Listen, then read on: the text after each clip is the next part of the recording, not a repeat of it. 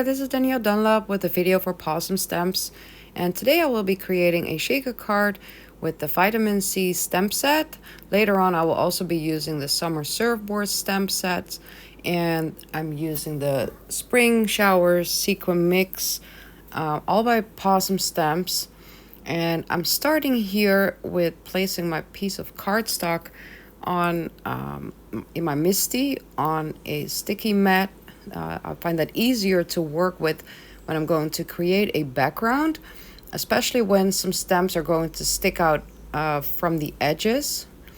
So I'm going to create this background here with the mermaid tails and some of the shells from the vitamin C stamp set. And I'm not using stamping ink. I'm going to use the distress watercolor pencils. I'm completely obsessed with those. So all you do is give 2 spritzes of water on your stamps, and then you're just starting to color randomly with the watercolor pencils. And I'm going for a lighter pink here and a darker pink. The darker one is picked raspberry, and I'm adding some yellow in the mix as well. And the yellow and the pink mixed give a little bit of an orange. And I just love the effect of stamping with these watercolor pencils. It makes it look not too perfect, a bit of a color blend. It's actually easier to blend colors than you would with some stamping inks. And look how pretty that is. Then I placed my stamps to the bottom to fill up the entire background. I did the exact same thing there.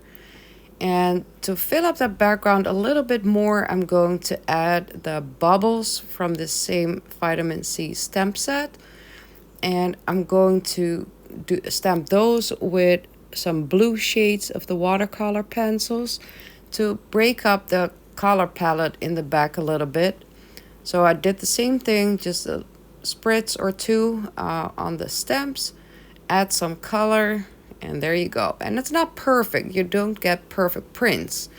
But that's the beauty of it, I think. It makes it look a little different than when you're stamping it. So this is going to be the background. My shakers are going to be on top of that. Now in the front, I'm going to do some surfboards from the summer surfboard stamp set. And I'm going to color these with some Copic markers. And I'm only using 3 shades of color here for the surfboards. I'm using some greens, some oranges, and some purples. And I'm filling the biggest pieces of the middle surfboard up with some lighter greens. I'm using the G double zero, the G 02, and G05. And by using such a light color, the G00, it really gives some good dimension to your image. And here for the purple, I'm using V12, and then my lightest colors are going to be much lighter again. It's V000 and V01. And for that same reason, I'm having quite a darker edge on my images and a much lighter inside. For my oranges, I'm using Y38 and even Y17 for an even lighter orange. Then my darker oranges are YR04 and YR09. And for the smaller pieces on the surfboards, I use those same colors again and just place them on a different surfboard. So with the purple surfboard, I used some orange details. The green surfboard got purple details, and the orange surfboard got green details. I do not have the dies for this stamp set. They are available though, but these are very easy shapes that you can easily fussy cut. Now next I'm going to add the sentiment, which comes from the Summer Surfboards stamp set. It says, "Hope your day is swell."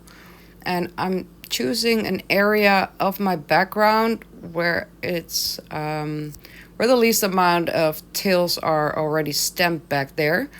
And I'm giving it a good wet ink with first I mark black ink, and then I'm using clear embossing powder. I always like to do that when there's a chance when a sentiment is not too visible.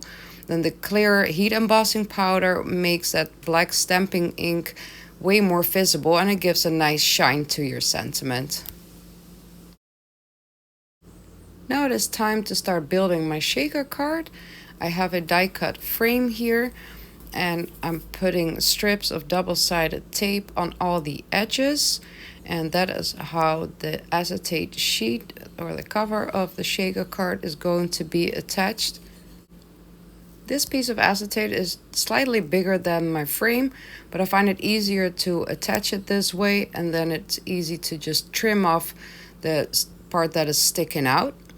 Once the acetate sheet is attached to my frame, I'm going to put foam tape all around the edges to give my shaker bits some room to move around. I'm using an anti-static tool, especially for the edges of the foam tape, so that my sequins don't get too sticky to the edges. I'm using the Spring Showers sequin mix, which is a beautiful teal mix of sequins. Then you can remove the backings of the foam tape, and I'm only doing that on 1/2 of the card, and this makes it easier to position my background. And then once I have it in place, I remove the backings on the other side, and there you have it, and everything is perfectly in place.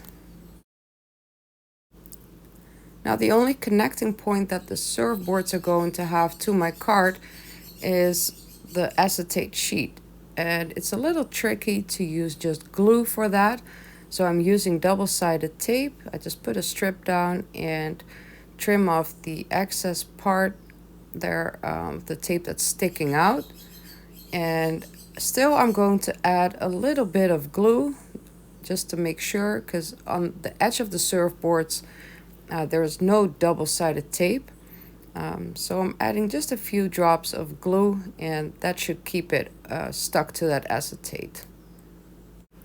I was thinking I could stick it maybe a little bit underneath that frame there at the bottom, but that was too tight, it didn't work, so it's just sticking to that acetate.